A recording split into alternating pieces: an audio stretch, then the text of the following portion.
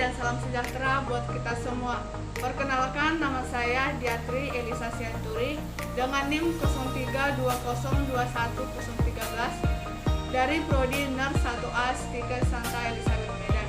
Sekarang saya akan menjelaskan tentang sistem perkemihan atau juga disebut dengan sistem urinaria. Sistem perkemihan atau sistem urinaria adalah suatu sistem tempat terjadinya proses penyaringan darah sehingga darah bebas dari zat-zat yang tidak dipergunakan oleh tubuh dan menyerap zat-zat yang masih dipergunakan oleh tubuh.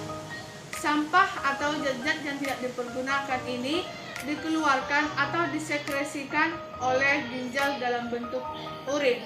Urin kemudian akan turun melewati ureter menuju kandung kemih untuk disimpan sementara dan akhirnya secara periodik akan dikeluarkan melalui uretra. Sistem perkemihan melibatkan organ ginjal, ureter, kandung kemih, dan uretra beserta komponen-komponen pendukungnya, yaitu sistem peredaran darah dan sistem persarapan. Fungsi sistem perkemihan yaitu 1. Meregulasi volume darah dan tekanan darah dengan mengeluarkan sejumlah cairan ke dalam urin dan melepaskan erit. Yang kedua, menstabilkan pH darah dengan mengontrol jumlah keluarnya ion hidrogen dan ion bikarbonat ke dalam urin.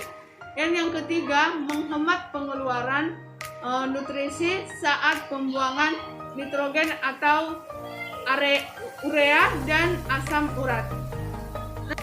Dan yang keempat ialah membantu hepar untuk mendetoksifikasi hasil selama kelaparan diaminasi asam amino yang dapat merusak jaringan. Adapun organ-organ sistem perkemihan yaitu 2 buah ginjal, 2 buah ureter, dan 1 buah uretra. Yang pertama, ginjal. Ini adalah gambar ginjal.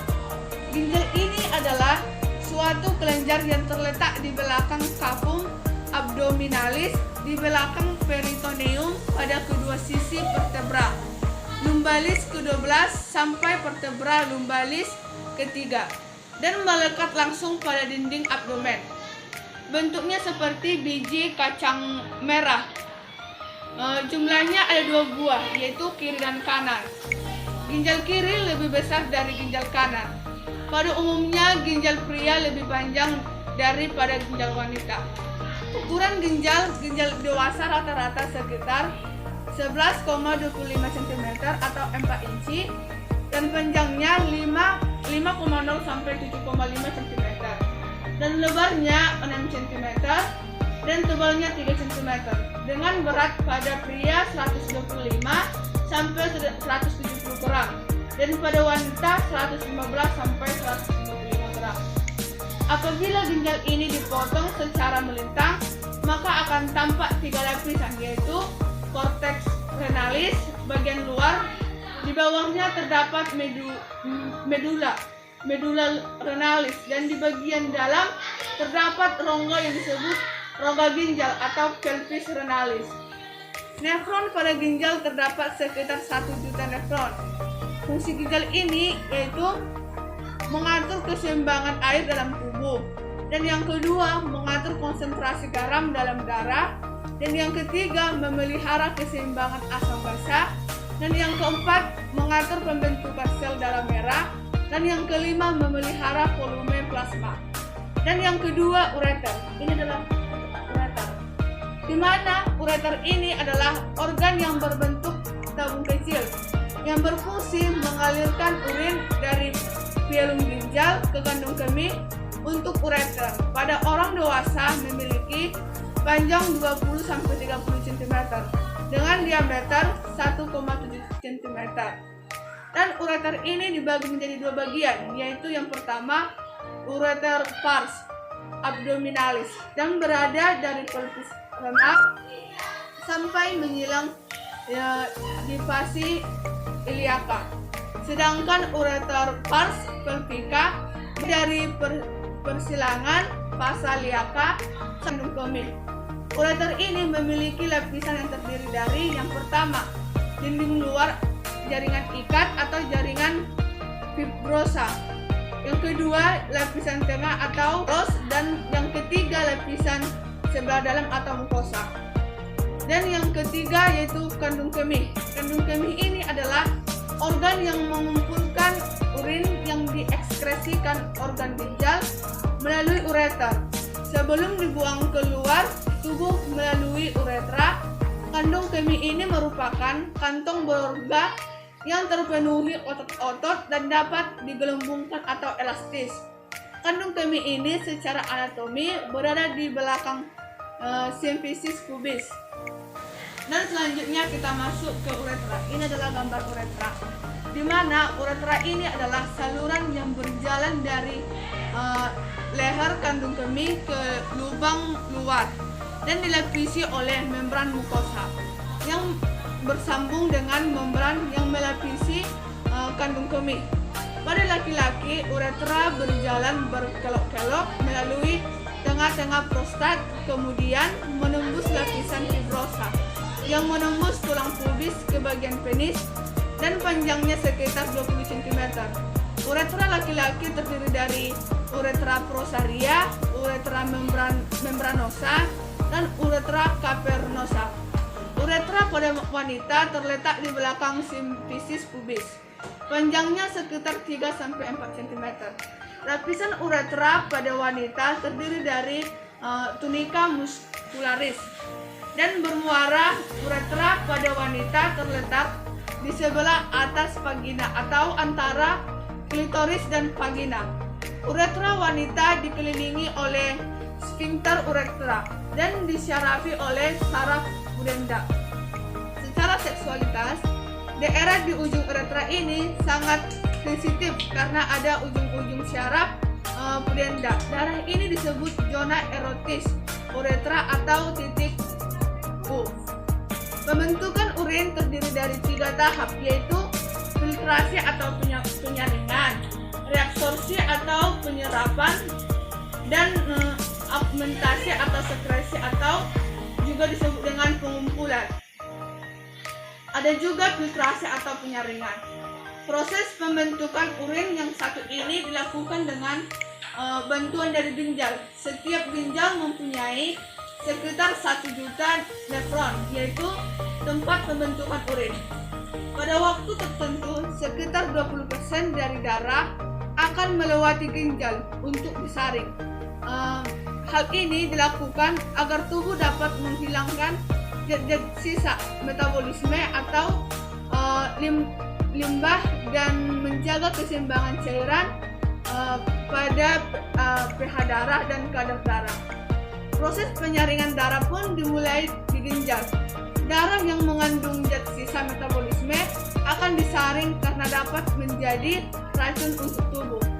Tahapan ini terjadi di badan, dan bagian tahap ini terjadi di badan Malpighi yang terdiri dari glomerulus dan kapsul Bowman. Glomerulus bertugas menyaring air, garam, glukosa, asam amino, urea, dan limbah lainnya agar dapat melewati kapsul Bowman. Hasil penyaringan ini kemudian disebut sebagai urin primer. Urin primer termasuk urea di dalamnya, merupakan hasil dari amonia yang sudah terakumulasi. Hal ini terjadi ketika hati memproses asam amino dan disaring oleh glomerulus. Reabsorpsi. Setelah filtrasi, proses pembentukan urin selanjutnya adalah reabsorpsi, yakni penyaringan ulang. Sekitar 43 galon cairan melewati proses filtrasi, namun sebagian besar akan diserap kembali sebelum dikeluarkan dari tubuh. Penyerapan cairan tersebut dilakukan di tubulus proksimal, nefron, tubulus distal, dan tubulus pengumpul. Air, glukosa, asam amino, natrium, dan nutrisi diserap kembali ke aliran darah di kapiler tubulus. Selain itu, air bergerak melalui proses omosis yaitu pergerakan air dari area yang terkonsentrasi tinggi ke konsentrasi lebih rendah. Hasil dari proses ini adalah urin sekunder. Pada umumnya, semua glukosa akan diserap kembali. Namun, hal ini tidak berlaku pada penyandang diabetes karena glukosa berlebih akan tetap dalam filtrasi. Natrium ion-ion lainnya akan diserap kembali secara tidak lengkap dan tertinggal dalam filtrat dalam jumlah yang besar.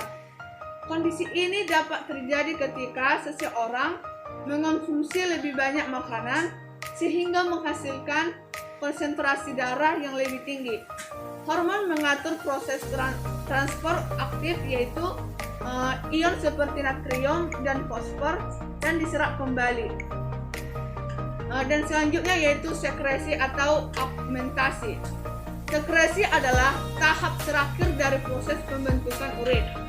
Beberapa zat mengalir langsung dari darah di sekitar tubulus distal dan tubulus pengumpul. Tahapan ini juga menjadi bagian dari mekanisme tubuh untuk menjaga keseimbangan pH asam basa dalam tubuh. Ion kalium dan ion kalsium juga melewati proses sekresi seperti beberapa obat.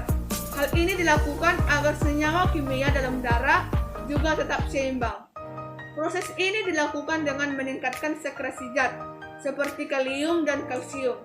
Ketika konsentrasinya tinggi, selain itu, penyerapan kembali atau reabsorpsi juga ditingkatkan dan mengurangi sekresi ketika konsentrasinya rendah. Urin yang dibuat oleh proses ini kemudian mengalir ke bagian tengah, ginjal yang disebut dengan panggul, di mana ia mengalir ke ureter dan kemudian tersimpan di kandung kemih. Selanjutnya urin mengalir ke uretra dan akan keluar saat buang air kecil. Sekian penjelasan saya tentang sistem perkemihan. Apabila ada tutur kata yang salah, mohon dimaklumi. Sekian dan terima kasih.